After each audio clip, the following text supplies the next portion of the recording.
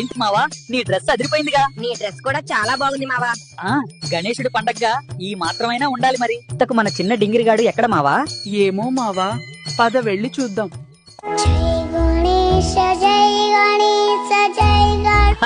చూడు మావా, మన డింగిరిగాడి భక్తి శ్రద్ధలు. అవును మావా, భలే ముద్దుగా ఉన్నాడు.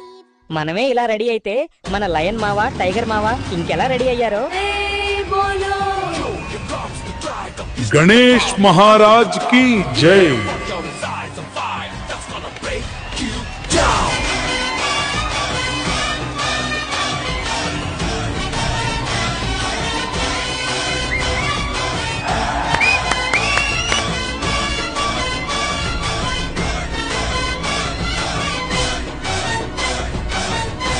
మీకు మీ కుటుంబ సభ్యులందరికీ వినాయక చవితి శుభాకాంక్షలు.